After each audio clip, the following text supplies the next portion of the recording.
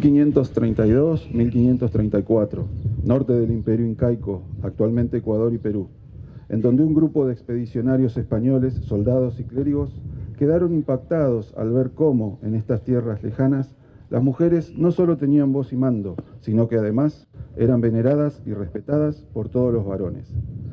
Este notorio impacto estaba dado por el rol tan protagónico de la mujer en las sociedades andinas que distaba mucho de las mujeres del viejo continente.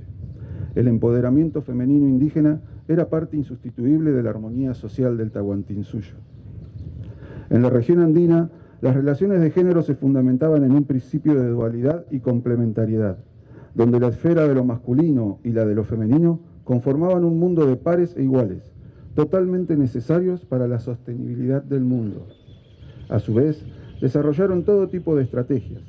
Aprovecharon una serie de factores que les favorecían enormemente, como por ejemplo el vacío legal, en cuanto a la herencia del cargo de cacicas.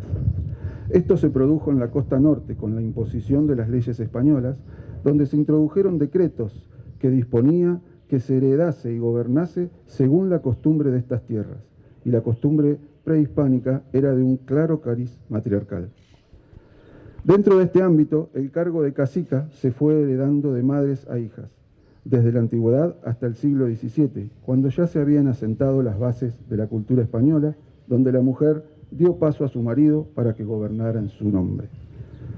Al contrario de lo que ocurría en el mundo andino, las relaciones de género en la España del siglo XVI y las costumbres castellanas de esta época no reflejaban la equidad entre hombres y mujeres. Amparadas en un discurso hegemónico que incidía en las desigualdades de género, colocaban a la mujer en un estatus inferior al hombre, recubierta de un halo de invisibilidad e indiferencia. Por lo tanto, aquello que era tan natural y ancestral, respetado por toda la sociedad andina e incaica de aquel entonces, fue eliminado por esta idea patriarcal y negadora de la mujer, pero civilizatoria. Cuando hablamos de diversidad cultural, lo hacemos desde el valor que han tenido y tienen para nuestro país y continente los pueblos originarios. Si hablamos de reclamos, reconocimiento y respeto a la diversidad, nada mejor que su ejemplo de resistencia sostenida hasta el día de hoy para cambiar lo comenzado el 12 de octubre de 1492, de ser conquistados, colonizados, esclavizados y terminar siendo invisibilizados.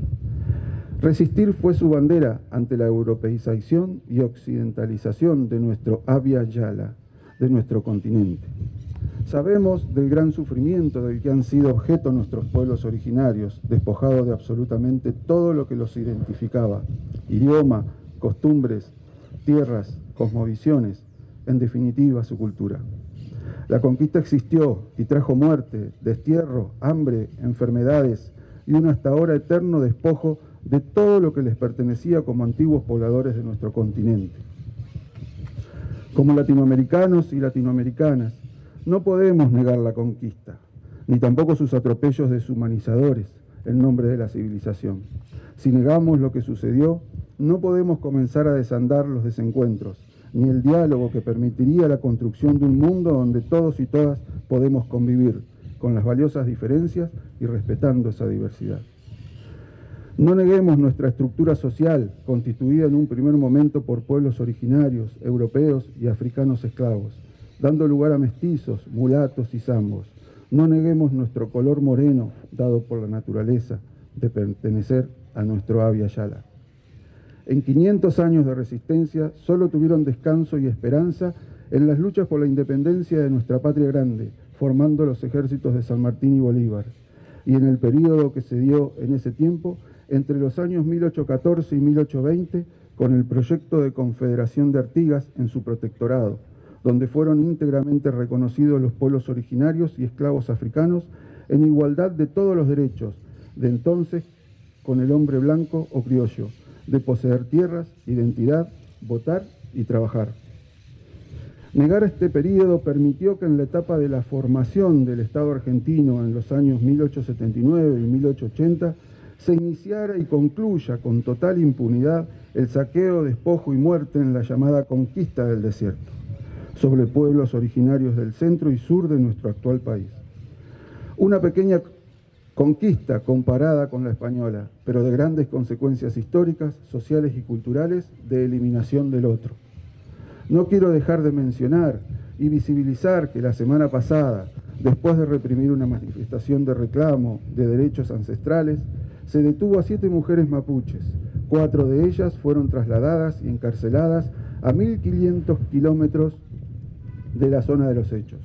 2 de ellas con hijos menores de edad y una embarazada de 40 semanas. ¿Cuál es el sentido de detener mujeres y trasladarlas tan lejos? ¿Qué mensaje simbólico se quiso dar con estas detenciones?